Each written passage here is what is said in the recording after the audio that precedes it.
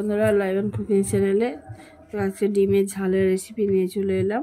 ডিমগুলোকে আগে সিদ্ধ করে রেখেছিলাম, সেগুলোকে দেখো আমি লবণ আর হলুদ মাখিয়ে রেখেছি আর কড়া গরম করতে বসিয়ে দিয়েছি। এবার ডিমগুলোকে আমি একটু লাল লাল করে ভেজে নেব।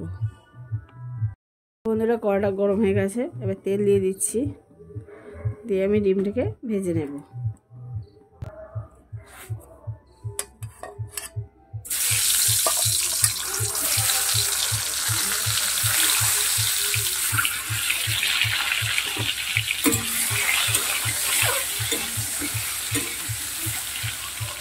তখন প্রথমে 4টে ডিম ভেজে নিচ্ছি, আর বাকি 4টে ডিমগুলোকে পরে ভেজে নিচ্ছি। দেখো বন্ধুরা, ডিমটা আমার ভাজা হয়ে গেছে, তুলে নিচ্ছি। এবার বাকি ডিমগুলোকে আমি একইভাবে ভেজে নেব।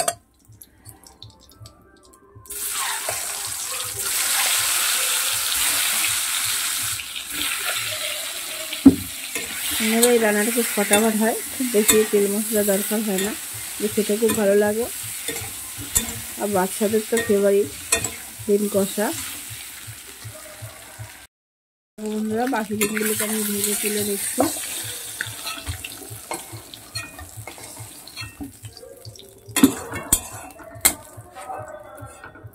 এবার দেখো সামান্য তেল দিয়ে দেব।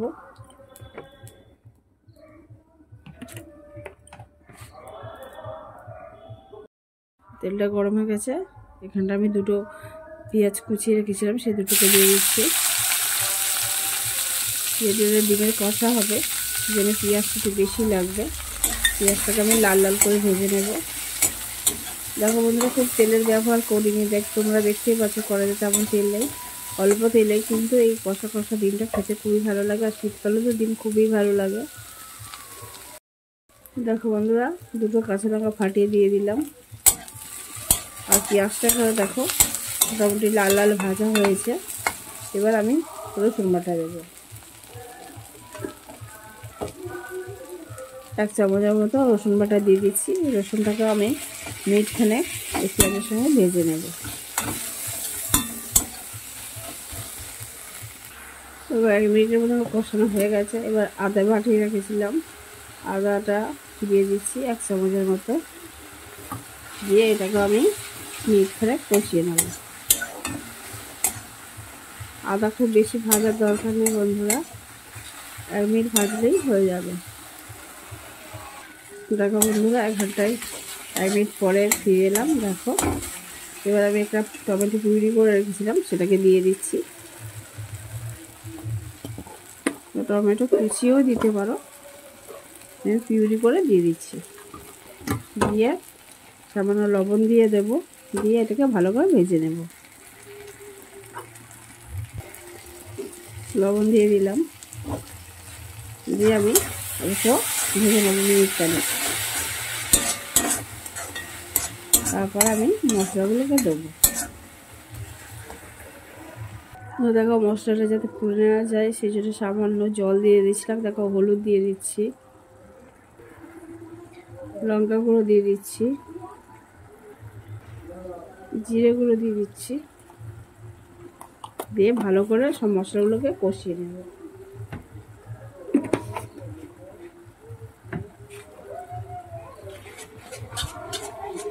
ভালোভাবে কষিয়ে নিতে হবে বন্ধুরা, মিনিট দিয়ে ভালো করে কষলেই এটা কমপ্লিট হয়ে যাবে।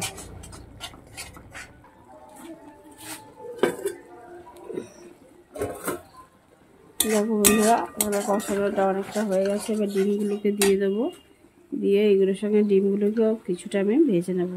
একটু নেড়ে ছেড়ে নেব, যাতে ডিমের মধ্যে মশলাটা বেশ ভালোভাবে ভাজা হয়।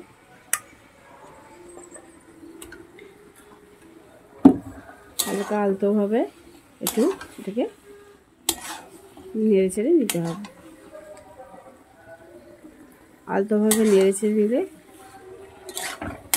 এটা কষানোটা খুব ভালো হবে। দেখো বন্ধুরা, এখানে কষানো অনেকটাই হয়ে গেছে ডিমের সঙ্গে। এবার আমি সামান্য জল দেবো, যেহেতু এটা কষা কষা হবে, খুব বেশি জল দেওয়ার প্রয়োজন নেই। এরকমও তোমরা রেখে দিতে পারো।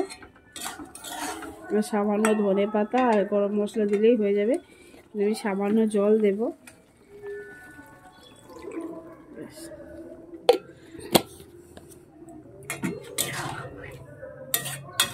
দিয়ে আমি 1 মিনিটের মতো ফোটাবো। ফুটিয়ে নিয়ে রেডি হয়ে যাবে আমার এই ডিম কষা। তা বন্ধুরা, আমার এই ডিম কষা যদি তোমাদের ভালো লেগে থাকে এই রেসিপি, তাহলে অবশ্যই একটা লাইক করে দিও, কমেন্ট করে জানিও কেমন হয়েছে। আর যারা নতুন বন্ধু আছে চ্যানেলে, তারা অবশ্যই সাবস্ক্রাইব করে দিও আর শেয়ার করো বন্ধুবান্ধবদের সঙ্গে।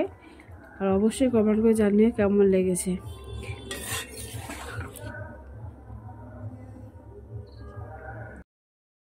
দেখো গরম মশলা গুঁড়ো দিয়ে দিয়েছি খুব সামান্য। তোমরা অবশ্যই জানো যে গরম মশলা যে একটা আলাদা সেন্ট হয়, যেটা স্বাদ আরও অনেকটাই বাড়িয়ে দেয়, স্বাদ আর সুগন্ধ।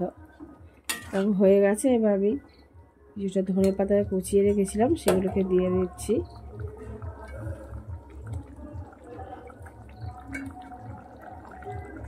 এখানে আমার রেসিপিটা হয়ে গেছে, এবার অফ করে দেব।